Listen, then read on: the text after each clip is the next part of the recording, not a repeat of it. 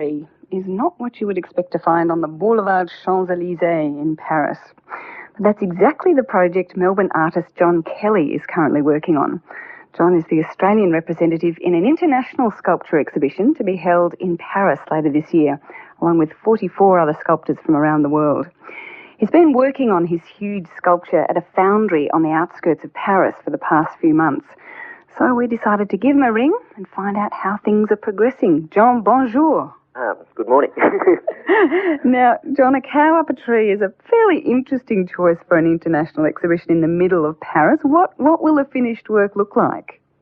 Well, if people know my work, the work that I was doing with Dobell's camouflage cow, it's kind of a blockish-looking cow with a small head with a thin neck upside down in an Australian gum tree, which I've based on a salmon gum, which I saw up in Benalla. And what kind of size are we talking about? Life size? The tree's 8 metres high, but the cow's about 4.7 metres long, so it's about the size of a Volkswagen. Sounds like a monster. It's the biggest sculpture I've ever done, and I believe it's the biggest sculpture that the foundry's ever cast, and they cast Rodin's Gates of Hell there, so they've done some big stuff, but this is much bigger than anything else they've ever done. So distinguished company there, if not quite alive. Yeah. Well, where I was working was quite fun because they've got the plaster cast of the Gates of Hell there, and it was right next to where I was working, so I felt that I was in good company. and not the usual grimy factory environment. No. The foundry is Coubertin. It's a very famous French foundry, and it's set in a beautiful sort of, what would you call it, a forest or a sort of park sort of setting. And they have many ateliers there where different traditional skills are taught to what they call compagnons. And it's a 17th century sort of farmhouse, and I actually got to live in the chateau while I was there, so it was quite an experience. My wife certainly enjoyed it. Sounds gorgeous. Sounds gorgeous. Now, you mentioned the Dobell cows. Tell us about the background to this, for those people who perhaps aren't so familiar with your work.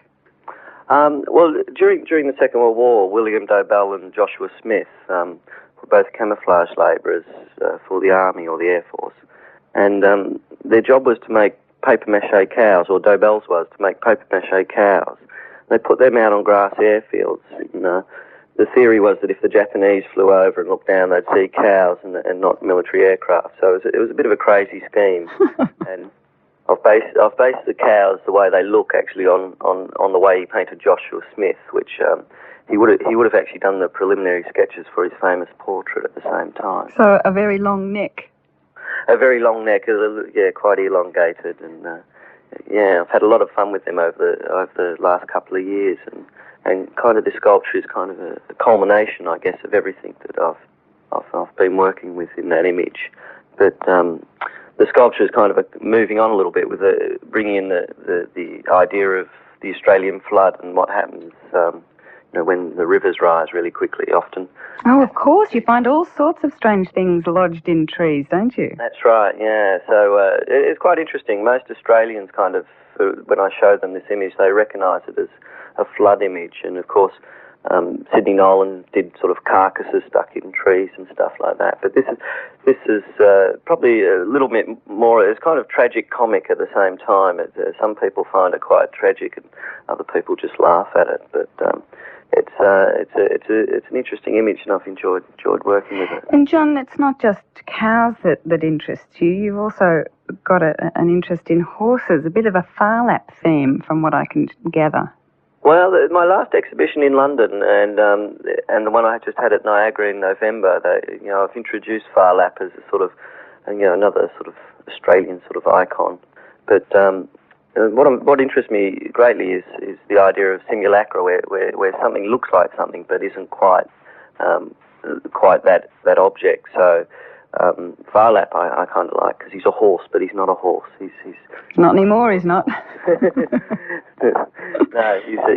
so the same with Dobell's cows. They're kind of cows, but they're not really cows. So I've been investigating that sort of that idea of things never quite what they seem. Well, what's the project costing, John, and how are you funding it? Basically, it's running into the hundreds of thousands of dollars to make this sculpture. I'm self-funding it with help from a few other people, a few sort of private investors, I guess you call them, but hopefully with the sale of the sculpture. And I'd love for it to come back to Australia, but at this stage we don't have a buyer. Well, we always like to talk about the Paris end of Collins Street, don't we? I think we could very well do with one of these giant cars stuck up a tree in Collins Street. I hope that it finds a home by a river somewhere. I'd love for it to be in sort of like some sort of natural sort of parklands or by on a riverbank. Even if it was out in the bush somewhere, or so that you keep that connection with the idea of a flooding river. Yeah. I think that's really important. And it'll look great, I think, in the context in Europe, just being so out of context. Because yes, what do you think? What do you think the Parisians will make of this work? I seem to recall there are some fairly snooty waiters on the Champs-Élysées who mightn't fancy it much. The French have taken to it really well. They kind of think that I'm mad, which is which I might be a little bit mad, but I'm not that mad. But they kind of see it as a sort of kind of a surreal sort of image, and they don't quite understand it. But when it's explained to them, they really like that it's sort of like it looks great visually, but there's also some multiple meanings as you go through it. I think there's a nice long, strong tradition of surrealism coming out of France, so it should be right up their alley, really.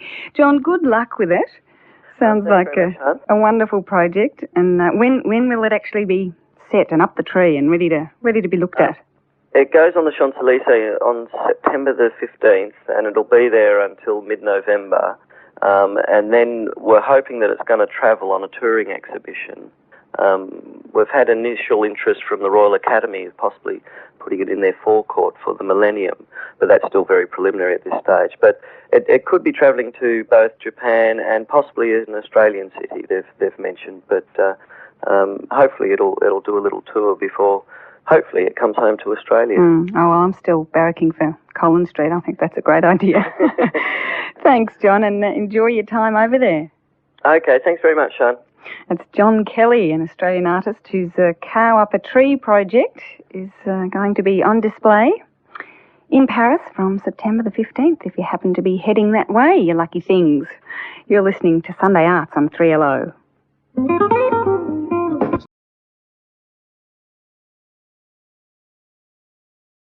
Élysée. Well, after months of hard work and effort, the Cow Up the Tree has finally been installed on the Champs-Élysées, along with 40 other works in an international sculpture exhibition called Les Champs de la Sculpture. We put in a call to John Kelly on Friday via his mobile, just after the cow had been put up the tree, and we found him and passers-by admiring his work.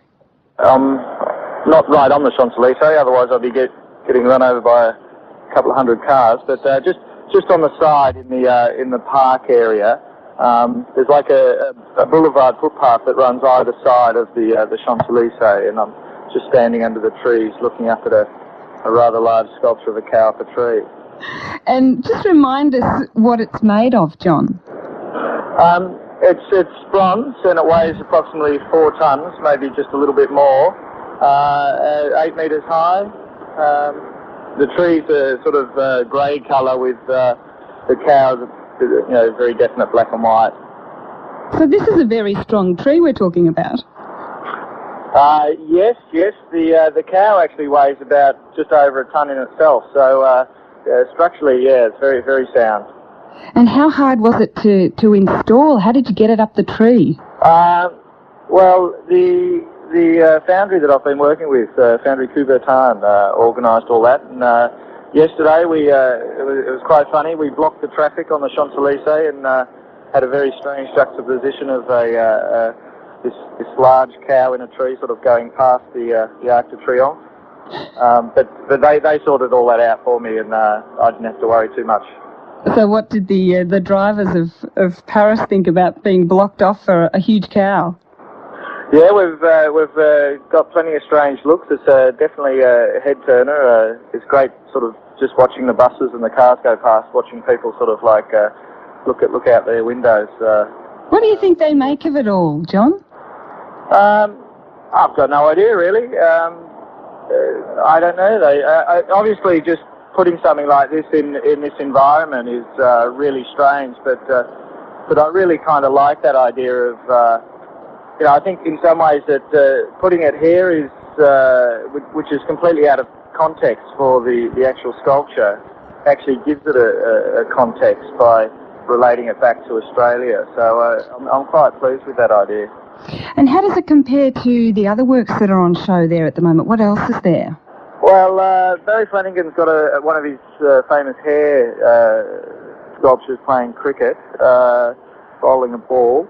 And then there's like work from Brazil where they've brought over some trees. Actually, the trees seem to be quite a theme running through the. Well, I suppose the Champs-Élysées is famous for its trees, isn't it? Yes, there's certainly a lot of them, and they're certainly quite big as well. It was a bit of a worry at first. I thought my sculpture might be dwarfed a little bit by these great big trees, but it stands up pretty well. And do you think it's been worth all the expense and all the hard work?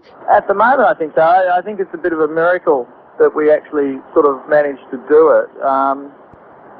Like it's a miracle just in the sense of getting a 4-ton sculpture all the way to Paris, and I didn't even get charged excess luggage on by my airline.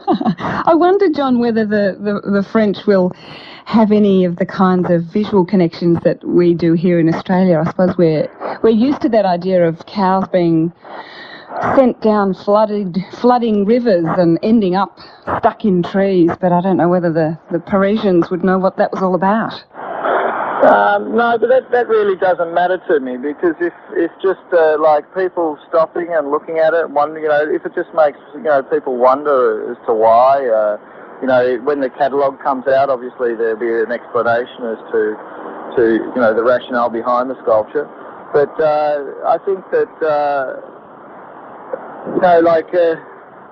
sometimes it's good to just have things that amuse you, make you stop and think. So I quite like the idea of, exporting a little bit of culture to Paris. And how long will it be on the boulevard? About 2 months. I think mid-November, which is probably, 8 or 9 weeks, I guess it'll be here. And after that? Well, I've got it this far. I've actually got no idea what's going to happen afterwards. At the moment... You've got to get it down, don't you? Well, the City of Paris will take care of that, and it'll be all packed up and sent back to the foundry, and then it'll probably just be put in storage until we work out what we're going to do with it. To tell you the truth, I haven't actually thought past today. Just getting it up. Well, good luck with whatever happens to your cow up a tree, John Kelly. Okay, thanks very much. Hopefully one day it'll make its way home and I can show it to an Australian audience. Lovely. Thanks for taking our call, John. Okay then. Cheers. That's Melbourne sculptor John Kelly speaking to us from the Champs-Élysées in Paris.